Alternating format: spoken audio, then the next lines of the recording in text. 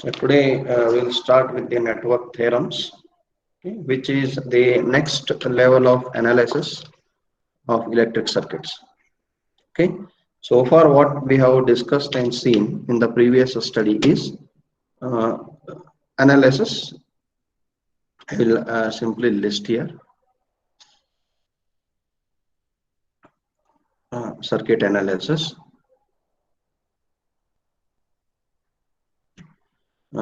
With very basic application of Ohm's law.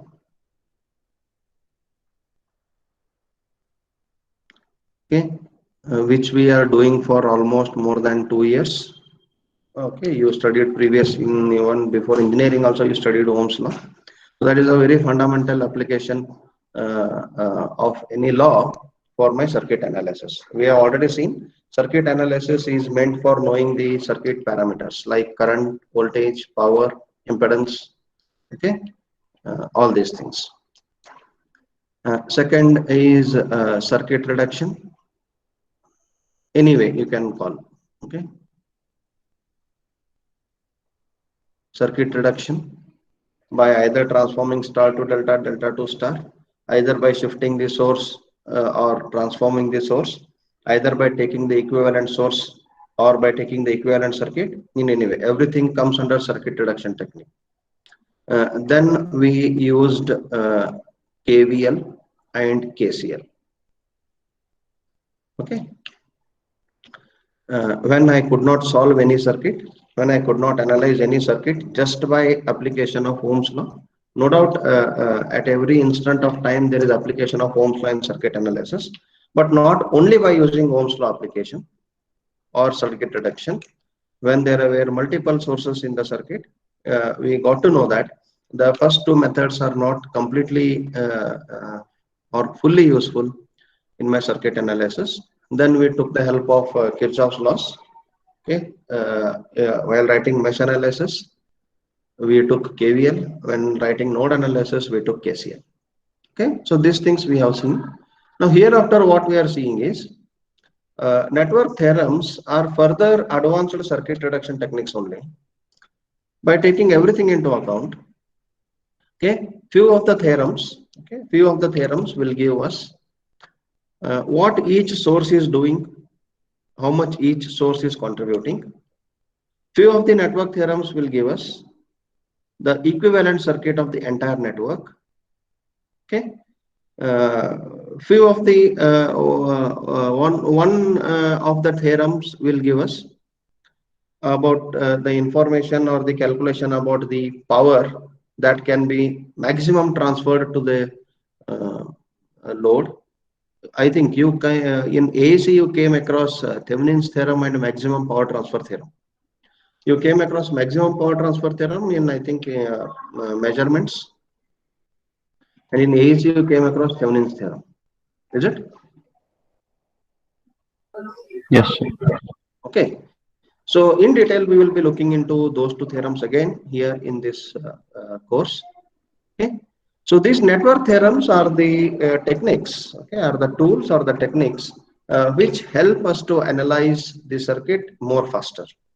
Okay, I will give you an example because you know already the Thevenin's theorem. You have applied it in your voltage divider formula or voltage divider bias technique in what you say amplifiers, and also we have applied the same in Wheatstone bridge and Kelvin's double bridge. Okay, so because you know that Thevenin's theorem, I will give you an example. Now I have a very big network. Okay, or let me take for a DC only. A very complex network I have. I don't know what for this network is. Will not worry about that. What for this network is.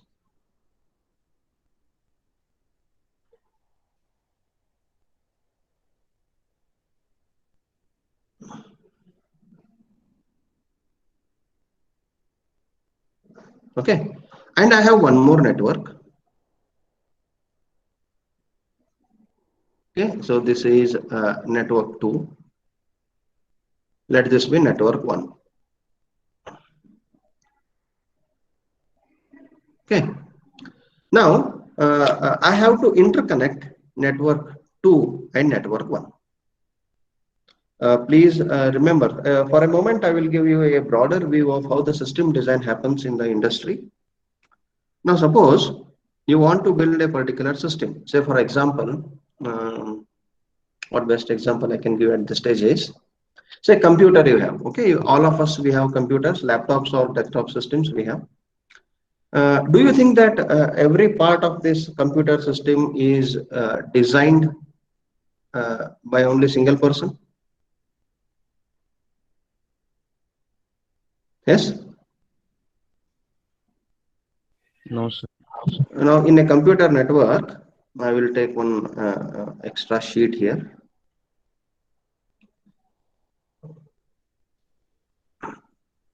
Now I have a computer.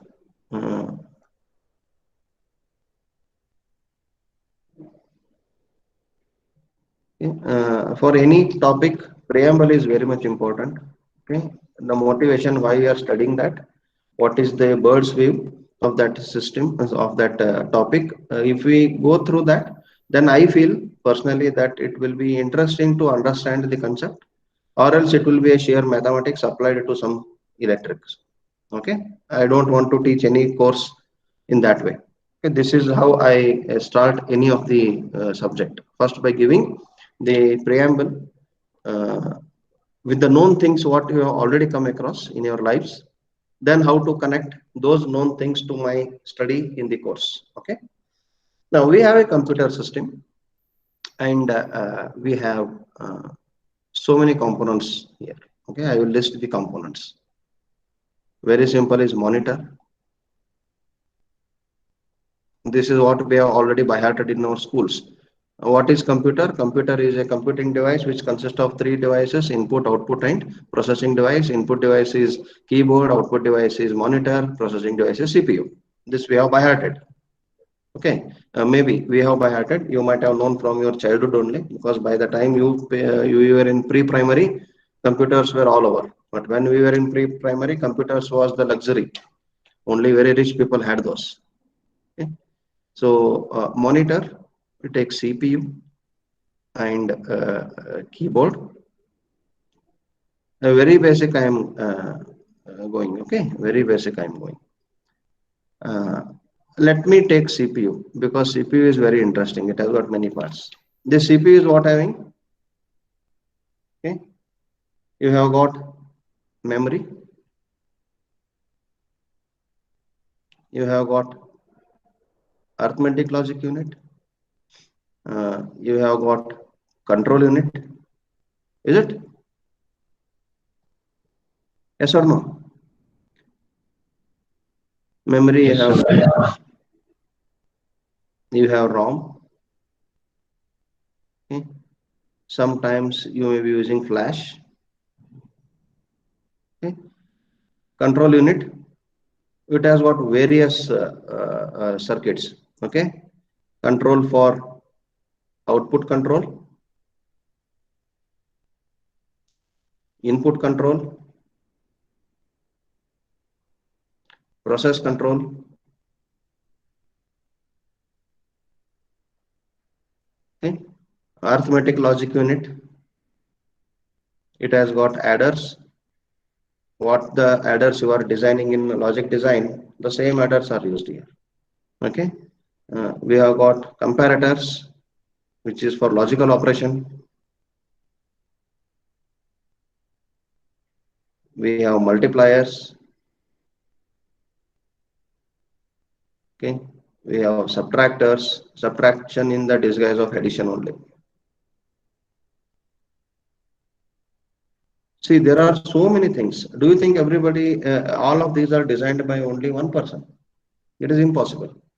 One guy is taking RAM, one guy is taking ROM, one guy is taking flash, one is taking output control, one is designing input control, one is designing process control.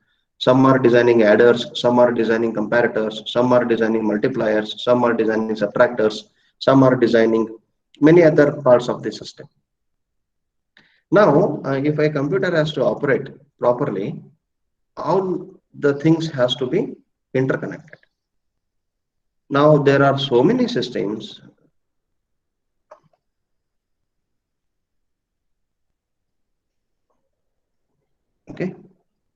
I want interconnection of all these things. Okay. There may be one-to-one, one-to-many. Okay.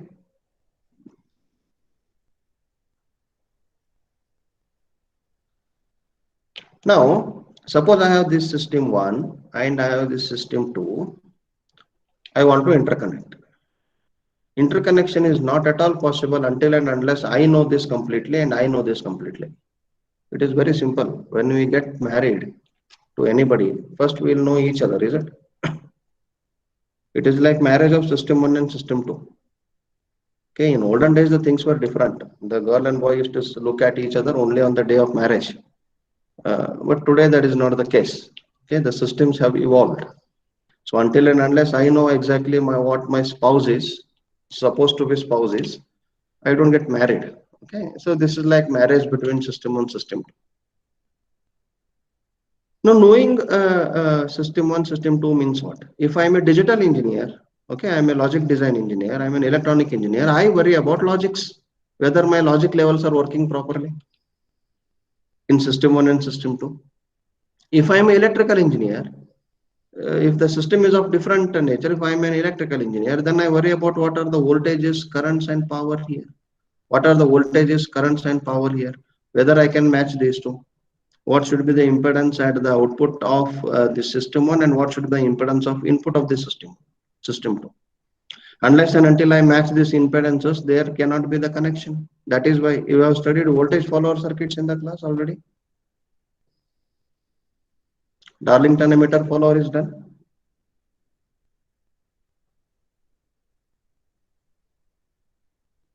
Guys?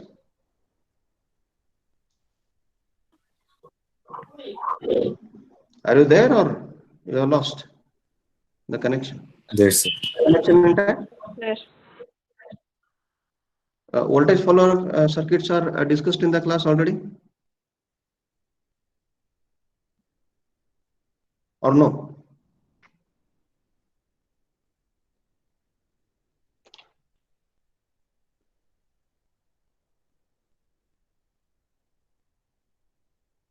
Am I audible?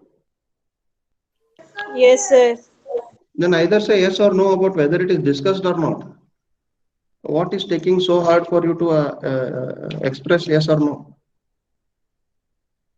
Is the voltage follower circuit discussed in the class in AEC or no?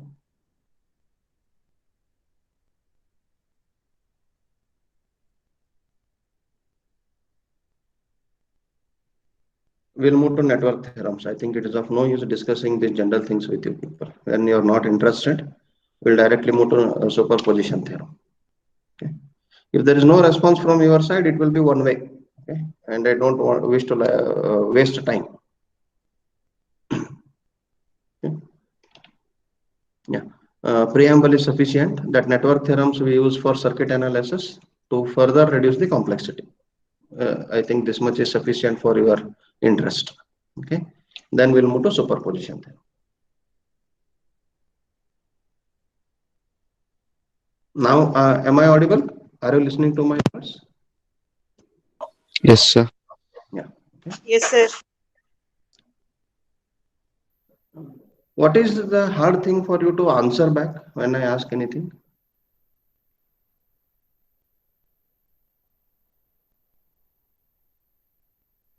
Are you feeling it burden?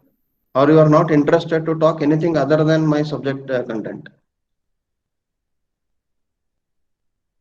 And if you don't know how to connect the subjects what you are learning, then you people are the biggest engineering fools in the world.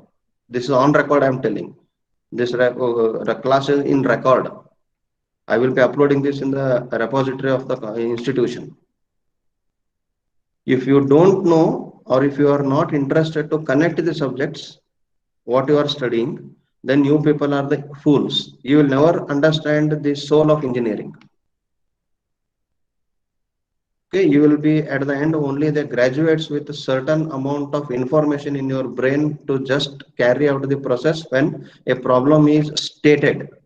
If the problem is not stated, you will never come to know there is a problem. Okay. So if you wish to learn the courses that way, we are eligible to teach that way. Okay.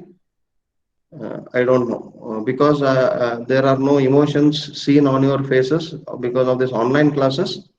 It is creating extreme difficulty on our side, though it appears very cool on your side that okay, guy, a professor is teaching in a very calm voice this and so, but we are at the extreme difficulty at this side because we can't see your faces, only your response when we ask anything. Make sure that what you are whether you are following, whether you are interested, whether you are not interested, or whether you are not following. So if there is no response from your side, I feel that you are not interested. That is the first conclusion that anybody will draw on the other side of the screen. Okay. So I don't know whether you are interested to connect the subjects, or whether you are extremely focused and highly dedicated to only course wise content listening. I don't know. So taking your absence of response as your agreement towards the focused study only on the contents of the course, I will move ahead. Okay. Next, we will move to superposition theorem. Okay. If this is the case, it will be extremely easy for me to cover syllabus in a very less amount of time. Then this is not necessary. Okay. These all examples and all these are not necessary. We will rub it. Even the memory of my system will also be saved.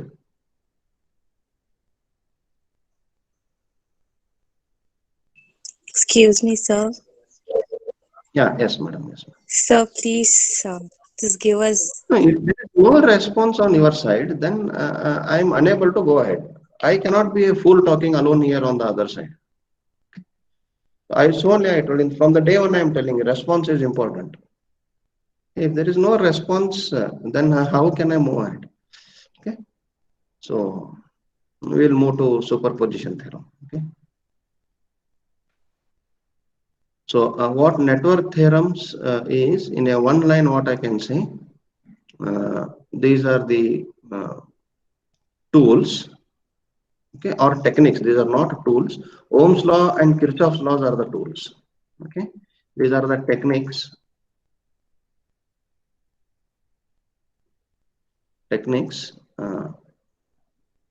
that are helpful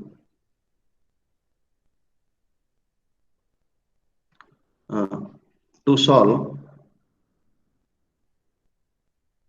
circuits, okay, that are complex in nature. Okay, that are complex. Okay.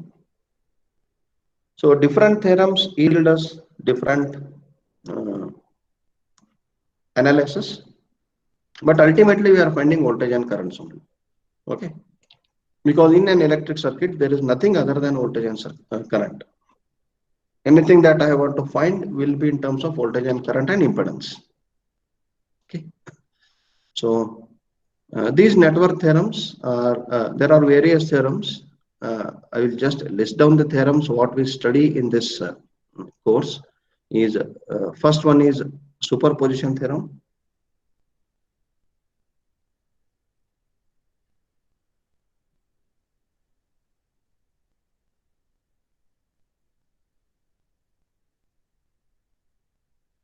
Second is Thevenin's theorem.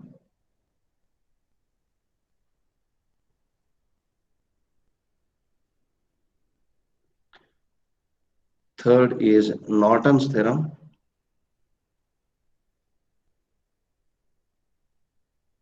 Fourth is maximum power transfer theorem.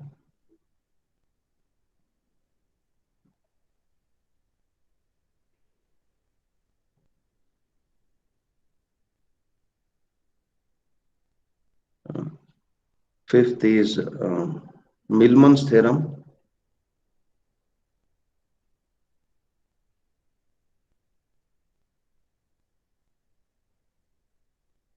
Okay, So these are the theorems that we will be studying in this course. Okay. So first we will start with the superposition theorem. All theorems are extremely simple. If you understand Thevenin's theorem, Norton's and maximum power transfer theorem is the special case of Thevenin's theorem. So you need not to crack your heads separately for these theorems again. The biggest difficulty what I have observed among the students is you people will not take the comparative study of the contents.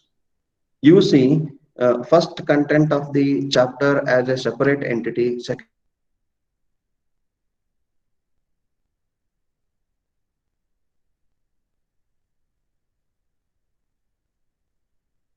entire course is connected in a same string. But what you people do while studying is you study those things as separate entities. Therefore, you take more time and more memory. Because suppose if you study superposition theorem for 2 days, you forget it completely to study Norton's theorem. You will not think also that Norton's theorem is a special case of Thevenin's theorem. This is an example I am giving you. Okay. So the practice of forgetting what you have studied in other subjects and in the same subject in the previous classes is the extremely hazardous process for your memory, your score, your understanding, and your patience. Until and unless you start connecting the strings through the strings, various subjects what you are studying, okay, you will be wasting more amount of time in studying the same thing in different way. Okay, more amount of time, same things in a different way. But once you know the principle, okay, of the philosophy of the subject, see, anything can be understood in 3 ways. Okay, one is verbally. Okay. Second is comparatively. And third is philosophically.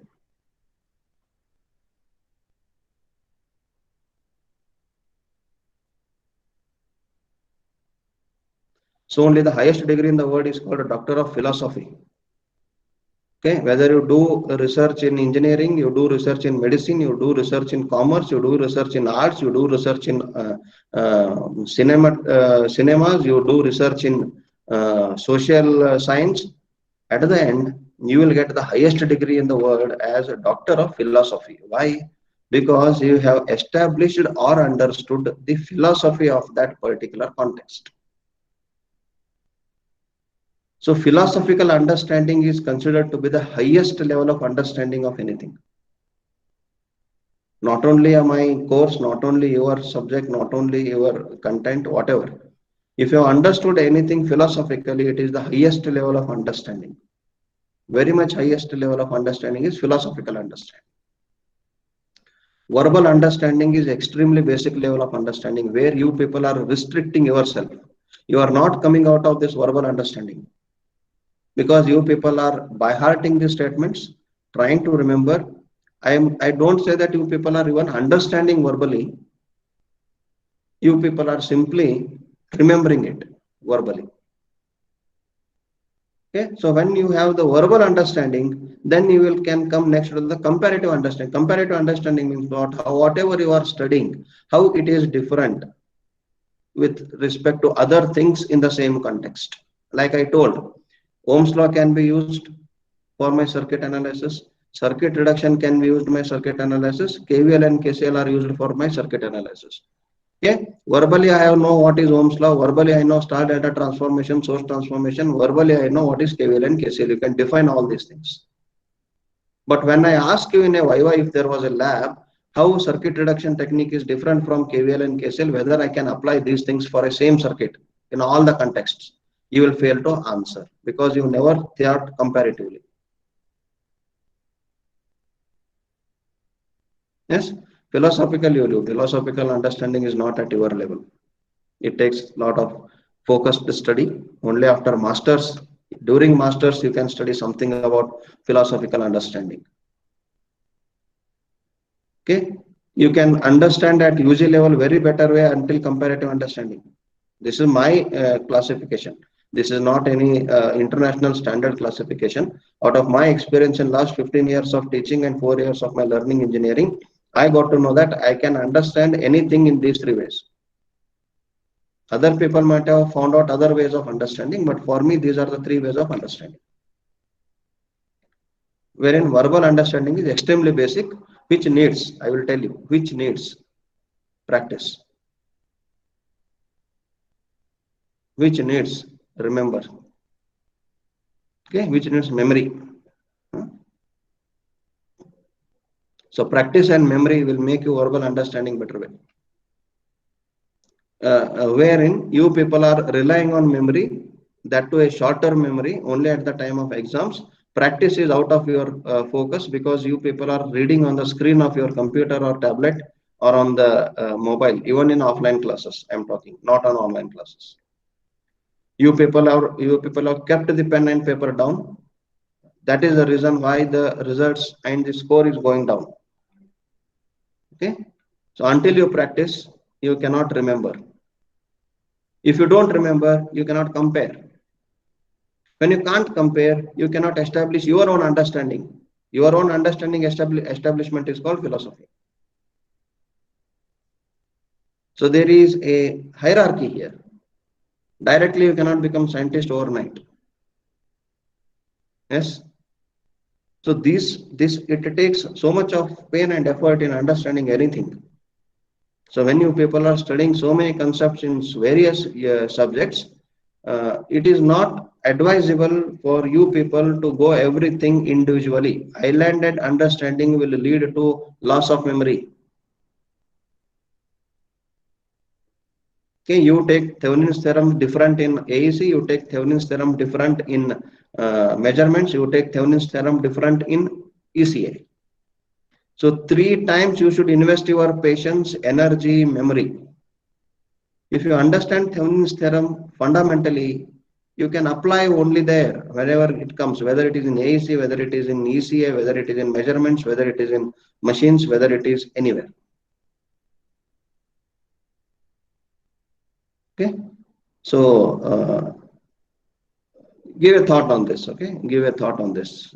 I don't know whether you people have analyzed your own limitations to this extent or no. Okay, there are a lot of limitations. There are a lot of limitations in teaching learning. Okay, I don't know how to address them and when to address them. Okay, so whenever I get time during my regular classes, I invest some time in telling all these things. How many of you are attentive and interested? It is up to you. Okay. Yeah. Coming back to our theorems. If you would have responded yes or no, I would have not taken this much of time to tell all these things. Okay. Fine. Coming back here. These are the various theorems that we will be studying in this topic.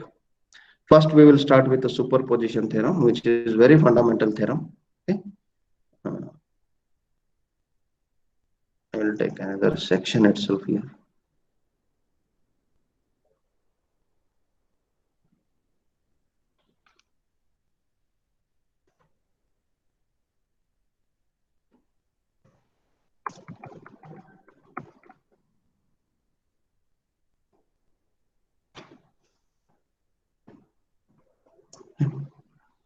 Okay. We will take superposition theorem.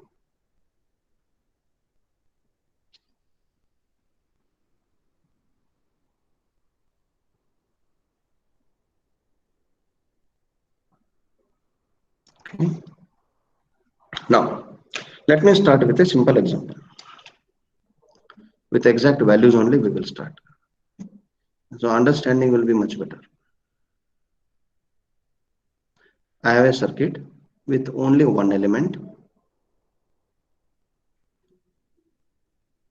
I have one battery.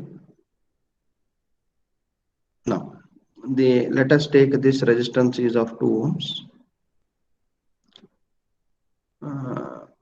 I have a 10-volt source. Now, what is the current in 2 ohms?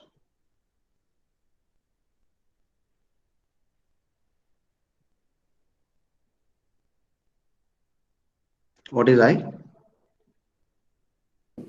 5. Okay. It is 10 by 2, 5 amperes. Now, there is one source, there is one element. The source is supplying to that element. Now, I will take one more source.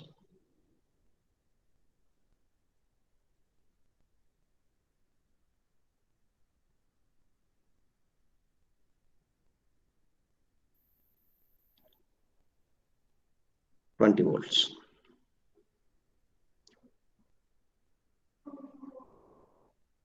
Now, what is the current in 2 ohms?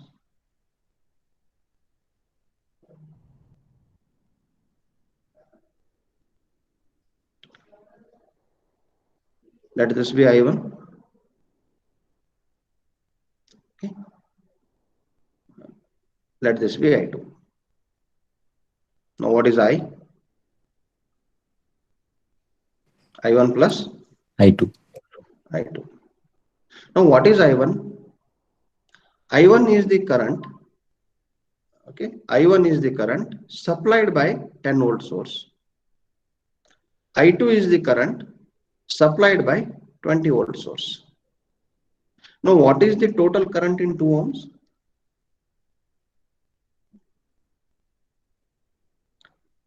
It is the algebraic sum of currents due to 10-volt source and 20-volt source. Is it true?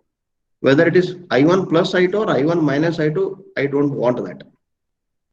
First, we will see what is the current in 2 ohms. So, the current in 2 ohms is due to both source 10 volt as well as 20 volt. Now, what I will do? I will take one more source, say of 30 volts.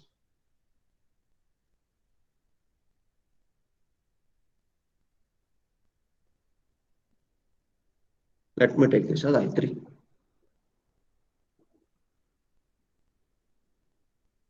Now, the total current I is the current because of all the three sources of I10 volts, I20 volts, and I30 volts.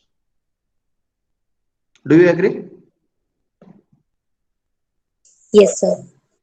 Yes. It is simple, is it? Because the load is one. I am adding so many sources in the circuit. So the current or the voltage in this 2 ohm resistor is due to the sources those are present in the circuit. There is effect of 10 volt on this, 20 volt on this, 30 volt on this. Now, if I take so many circuit elements, 3 ohms, 5 ohms, so on, 6 ohms, 8 ohms.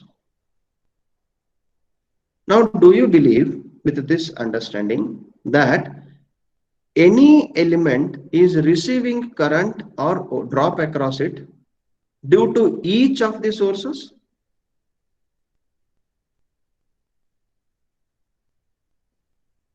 Yes or no? Now, Yes, sir. in this bigger circuit with all the resistors, Yes, sir. do you think that this 2 ohm is getting current only from 10 volt and not from 20 volt and 30 volt? No, right? 2 ohm No, is carrying current because of all the three sources. This 5 ohm is carrying current because of all the three sources. 3 ohm is carrying current because of all the three sources. So any number of sources present in the network, every element of the network is having its effect or the current through it due to all the sources present. Then can I do reverse thing? That now I want to know what is the current supplied by this 10 volt source to this 2 ohm. what is the current supplied by this 20 volt source to this 2 ohm? What is the current supplied by this 30 volt source to this 2 ohm? Okay, if I want to know this, I need something to do this, is it? Now, when I am considering 10 volt source supplying 2 ohm, then I want to deactivate the other sources and check only what is the effect of 10 volt on 2 ohms. I want to know what is the 20 volts is doing to 2 ohms. So I will deactivate 10 volt and 30 volt and I will check what is the amount of current drawn by 2 ohms only because of 20 volts. Okay. Now, if I want to know what is the amount of current drawn by 2 ohms because of 30 volt source, I will deactivate 10 volt and 20 volt and then I will check the current. So in this way, what I can do is I can know what is the current shared by 2 ohm from 10 volts, current shared by 2 ohms by 20 volts, and current shared by 2 ohms by 30 volts. Okay. Can I do this? Okay. If I want to know about these things, I need something to carry out this process. So this is helped by this superposition theorem. So using superposition theorem, okay, what I can do is I can know what individual share of voltage and current is to any element in the circuit from any source in the circuit. Then if I want to know what is the total effect on a particular element, I will add the effect of all the sources. First, I see what is the effect of, say, for example, I'm interested to know the total current in 6 ohm by knowing individual currents because of all the 3 sources. Then first I consider 10 volts and find the current through 6 ohm. Next, I consider 20 volts, deactivating 10 and 30, find the current in 6 ohm. Third, I consider 30 volts, deactivating 10 and 20 and find the current in 6 ohms. Then at the end, I add all the 3 currents and I get the total current. Okay, that is what superposition theorem is all about. Okay, so with this, we will move into superposition theorem and its principle. Again, if you want to go back for a fundamental understanding, suppose I have an element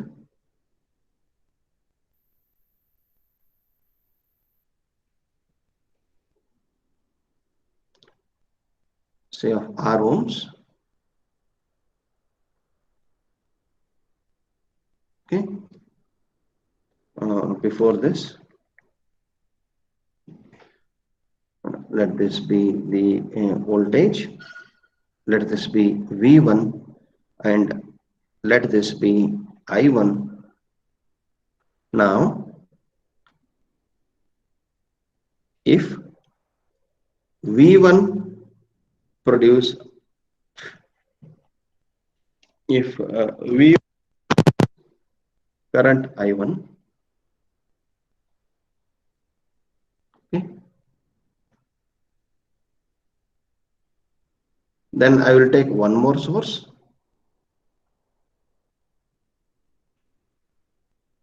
You don't worry about polarities, signs, and all those things. You just understand the principle. Now let this be the current I2. If V2 produce current I2, okay, then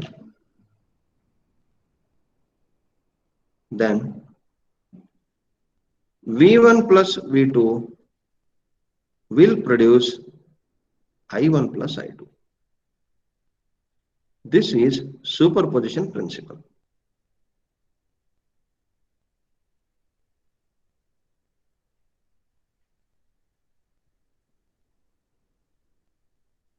Okay, this is principle of superposition or a superposition principle. Okay. Now there is a superposition of two sources on the same load. If I take V2, only I1 will remain. If I take V1, only I2 will remain. Now what is the total current and resistance R? It is the sum of currents that are produced by the two sources V1 and V2. That is the total current. If this is followed, okay, if this is followed, then the circuit is called to be linear. If principle of superposition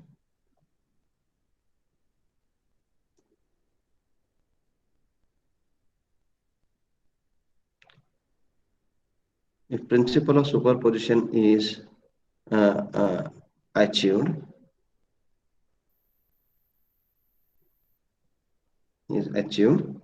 then the element is linear. And the element is linear. The same thing I cannot say with a diode. Please remember.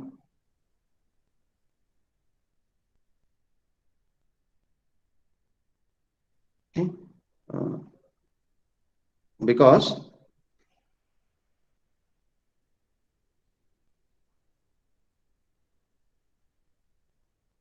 when diode is forward biased, the maximum voltage across it is only its barrier potential, either 0.3 for germanium or 0.7 for silicon. Because the characteristic of diode is exponential. What is diode current equation? It is of no is asking you.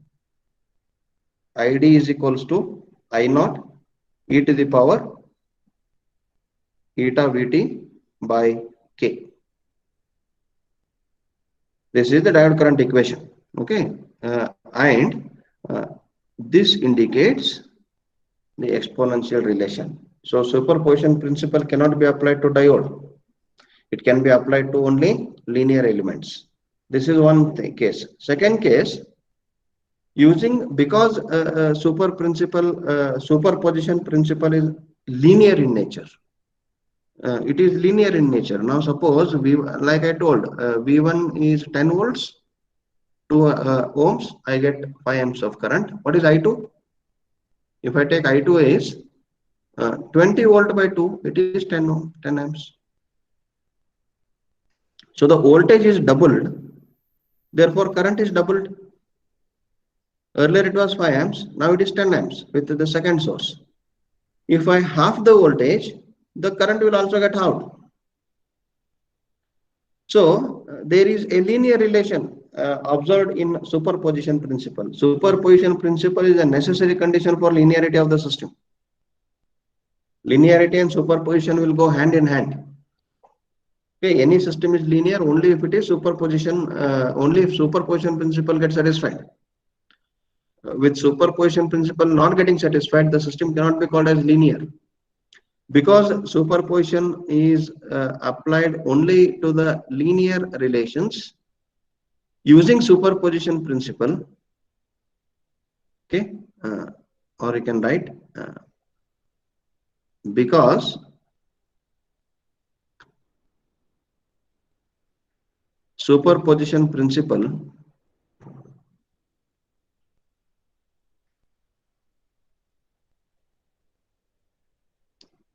yields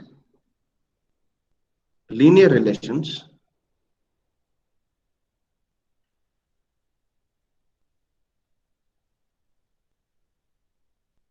it can only be used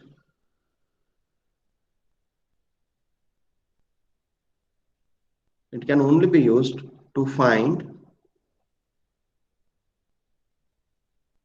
current and voltage across any element.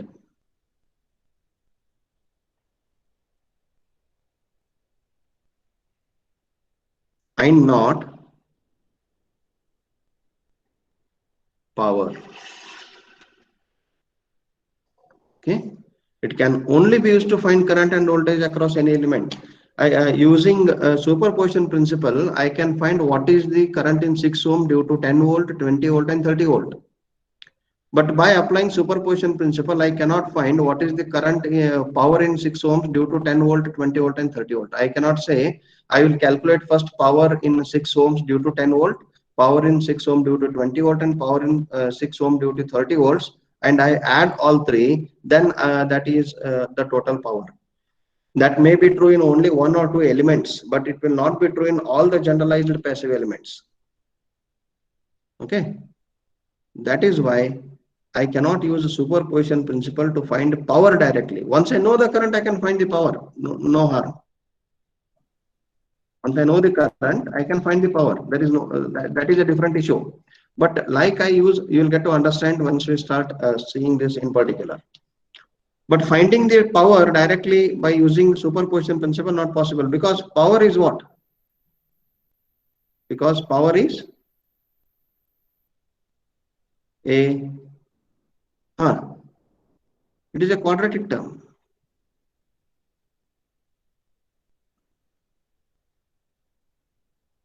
P is equals to either V into I, product of these two is one quantity multiplied with other quantity is quadratic, or I square R or V square by R.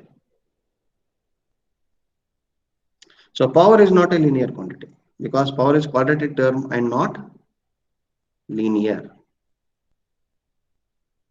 So using superposition principle, I can find only current and voltages across any element. Later, taking the total current across that element or total voltage across that element, I can find the power if necessary. Okay, when we solve example exactly, I will come to this point. Okay, now I think this is clear what superposition theorem is all about.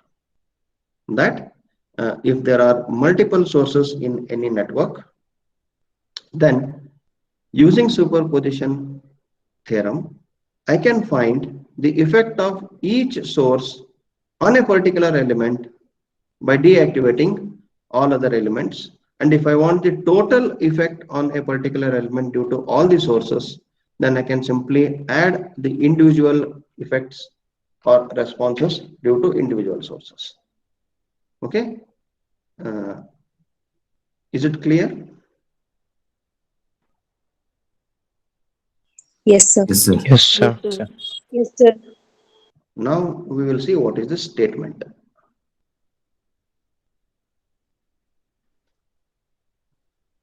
I could have started with statement and given this explanation, but I thought this needs some introduction. Okay, every theorem needs some introduction. Then we'll understand the statement. Then we will not focus on verbal remembering of the statement. We can focus on the understanding of the statement directly. Okay, now I will reproduce the statement as it is, because statements are to be reproduced as they are. When you define Ohm's law, Kirchhoff's laws, statements of the theorems, statement of Faraday's law, like Lenz's law, any laws, whatever you are stating, you have to state them in their original form only, not in your understandable form. Please remember this. When you are asked to explain the statements or a particular thing, then you have to reproduce the answers in your own words. But when you people have to reproduce the statement of any law or a theorem or a rule, you have to reproduce it in its original form only if you want to gain full marks for that. Okay, if it is a viva, then you can reproduce in your understanding statements. But in your exam, when it is a written exam, you have to reproduce the statements as they are. Okay, this is the rule of the exam.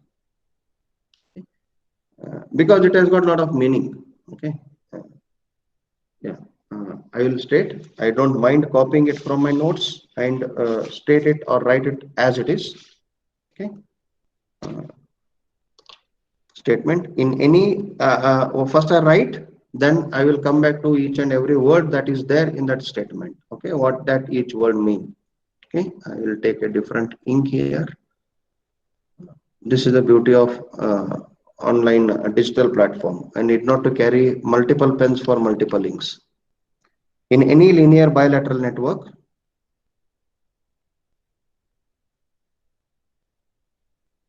in any linear bilateral network,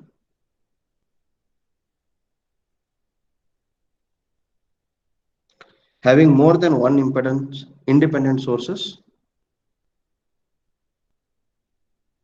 having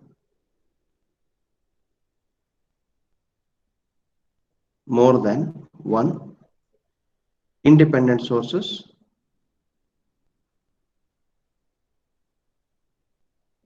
you should note this, more than one independent sources.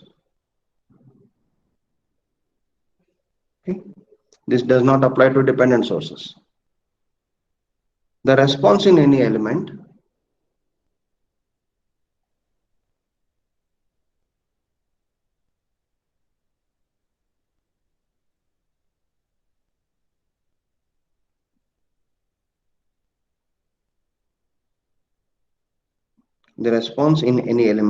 is the algebraic sum of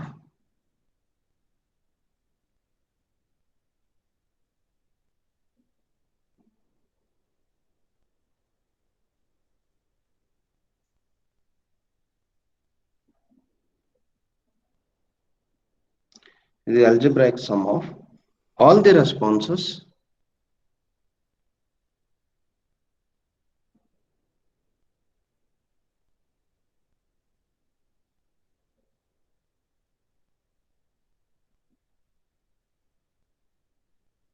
due to each independent source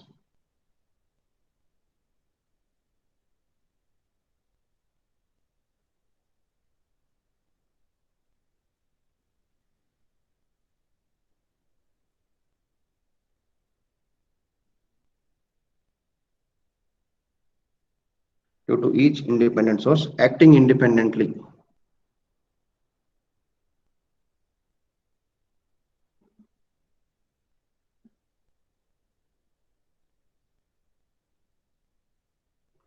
Acting independently by keeping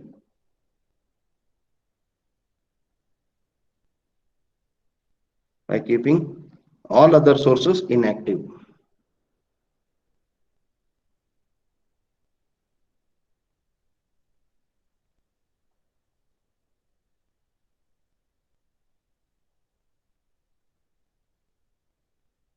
By keeping all other sources inactive. Okay. What is meant by keeping all other sources inactive? Okay. That is setting all other sources to zero value.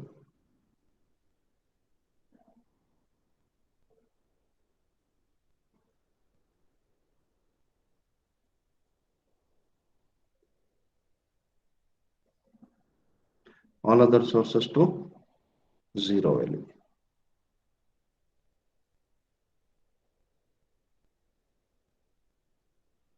Okay. How to do that? How can I keep a voltage source to zero value? This already we have done in source transformation. Sorry, in source shifting we have done. How to set the voltage source zero?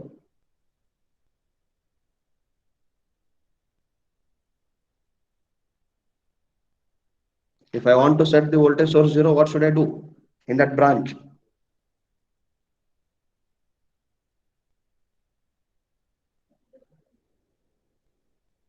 This is the effect that if you forget the things, then you will end up nowhere. Now again, I have to retell that a voltage source has to be short circuited when it has to be kept to zero value. You will not remember even after 1 month. Again, if I ask the same thing in different concept, again you will be keeping mum. Okay. Okay, a voltage source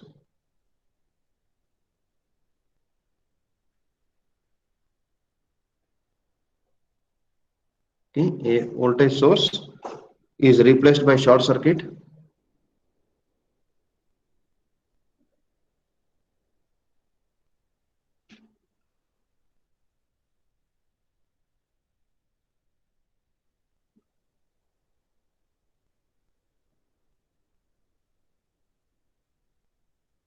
okay, or its internal impedance,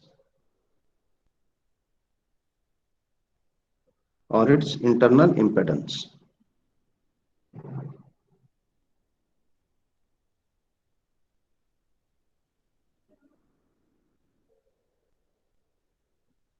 Or its internal impedance. Then can you tell me for current source then?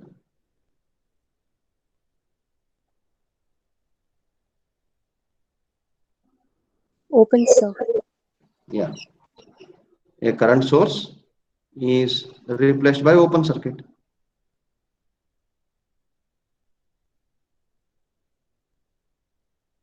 Replaced by open circuit. Its internal impedance is across it, so it will be there as it is. Then what about the dependent source?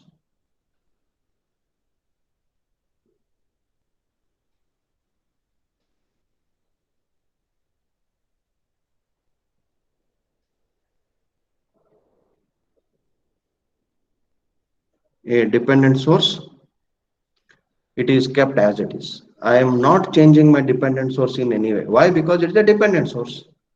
It has not got its ability to deliver the current or voltage on its own. Because the source value is dependent on some other element, I cannot take that particular source out of the circuit for my any type of analysis. So in any analysis you take, my dependent sources are always there as they are. Okay, a dependent source is retained, okay,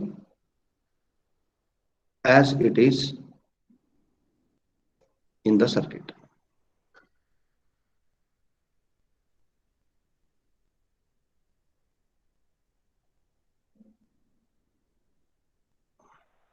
As it is in the circuit. So this is the statement of superposition theorem. Okay, I would have chosen to type it